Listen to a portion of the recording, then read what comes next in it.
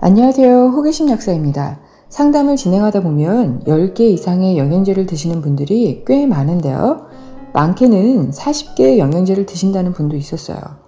이분들을 상담하면서 안타까움을 많이 느꼈는데요. 원인을 파악하지 않고 증상에만 초점을 맞춰 드신다면 영양제도 약과 마찬가지로 증상 억제제일 뿐입니다. 원인보다 증상에만 해당하는 영양제를 드시면 끊고 나서 증상이 다시 발현되기도 하고 별다른 효과를 보지 못하기도 합니다. 질병의 대부분의 원인은 혈어, 혈관 막힘, 독소 축적, 인슐린 저항성, 기생충, 장누수, 순환이 안 되고 정체되는 것의 문제라고 생각하는데요. 대부분 드시는 영양제가 부족한 재료 공급에 초점이 맞춰져 있고 이런 문제를 해결할 수 있는 영양제를 제대로 드시는 분들이 별로 없더라고요. 영양제는 비교적 건강하신 분들이 영양소가 부족해서 일어나는 문제를 해결해 줄 수 있고요. 부족한 재료를 공급해 주는 것만으로도 우리 몸의 자연 치유력이 증가되기 때문에 건강한 상태로 바꿔주기도 합니다. 하지만 영양제를 드시고 별 효과를 못 보셨거나 끊고 몸이 다시 안 좋아진다면 그건 증상 억제제를 드신 것에 불과합니다. 내 몸에 독소가 쌓여서 어떤 문제가 생겼다면 독소를 배출하는 것이 먼저일 거고요. 혈어가 심해서 생긴 문제라면 혈액 생성에 필요한 아미노산과 미네랄 공급, 철분 보충이 먼저겠죠. 에너지 대사가 많이 저하되어 있다면 단순히 피로 회복제가 아닌 갑상선 기능과 인슐린 저항성, 세포막의 손상을 체크해 보셔야 합니다. 지나치게 많은 영양제를 드시는 분들을 보면 저것도 어차피 독이 될 수 있을 텐데 라는 안타까움과 답답함이 있는데요.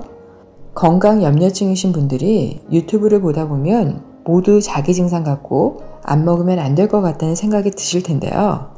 대부분 합성 영양제를 증상에 해당되는 대로 여러 개 드시고 계시죠? 천연 영양소도 아닌 합성 영양제를 많이 먹게 되면 이 또한 몸에서는 처리해야 할 물질이 증가되는 거예요. 저도 가끔씩 필요에 따라 고용량 요법을 하긴 하지만 길게 권하지는 않아요. 증상 개선을 위해 고용량 요법을 3-4개월 정도 하다가 끊거나 유지 요법으로 용량을 줄여서 드시게 합니다.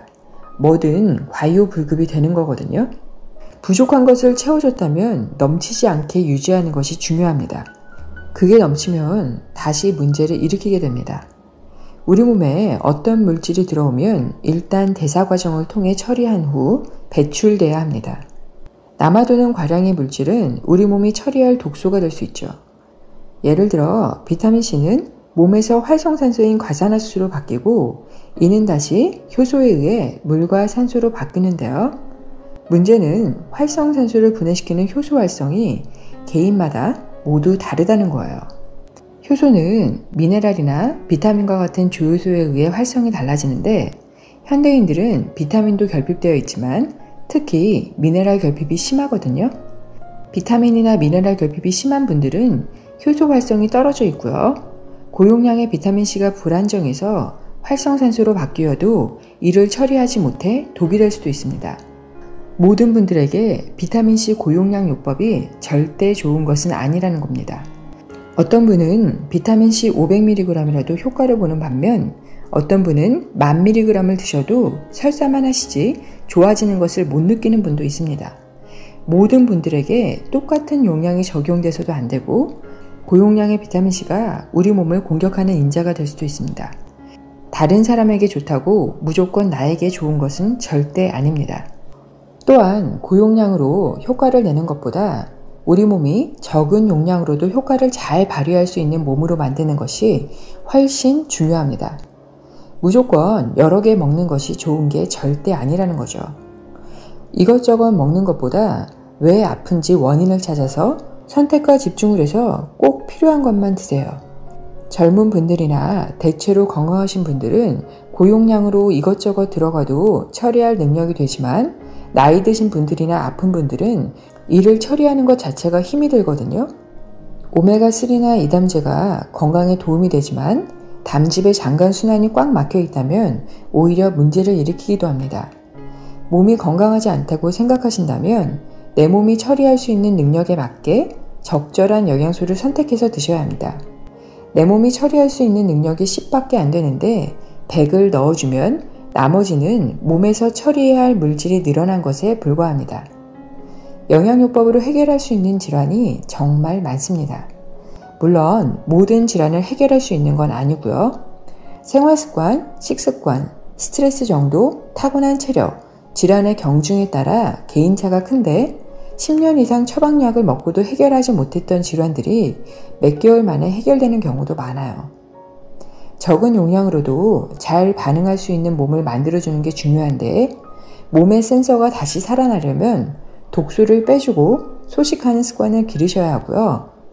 몸의 불편함이 오랫동안 지속되어 왔고 병원에서 해결할 수 없는 질환이라면 방송을 보시고 이것저것 드시지 마시고 영양요법을 오랫동안 공부하신 약사님들과 상담하신 후에 영양제를 드셨으면 좋겠다는 생각입니다. 인터넷 방송이 범람하면서 아이허브나 인터넷을 통해 영양제를 구입하시는 분들이 굉장히 많아요. 괜찮은 제품들도 있지만 대부분 저렴한 원료의 합성 영양제인 경우가 많고요. 어떤 질환을 개선시키기에는 미흡한 점이 많죠.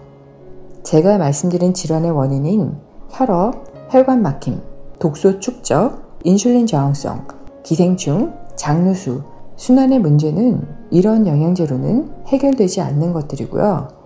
질환이 있다면 반드시 원인부터 잘 찾아서 영양제를 드셔야 합니다.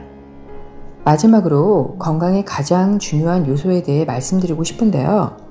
바로 긍정적인 생각과 여유로운 마음입니다. 몸은 생각에 따라 좌우됩니다.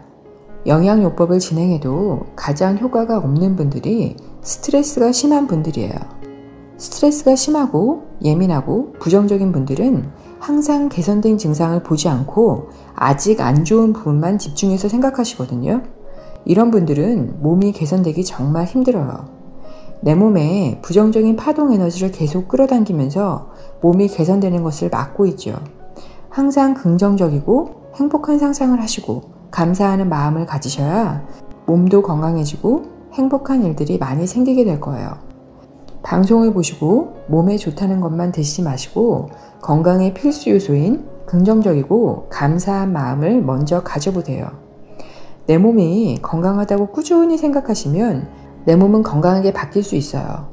그 다음으로 중요한 것이 식생활과 생활습관 개선입니다. 이게 바탕이 된 후에 원인을 찾아 제대로 된 영양제를 드셔야 건강해지실 수 있습니다. 오늘도 행복한 생각 많이 하시고요. 사랑하는 마음, 감사하는 마음으로 하루를 시작해보세요. 시청해주셔서 감사합니다.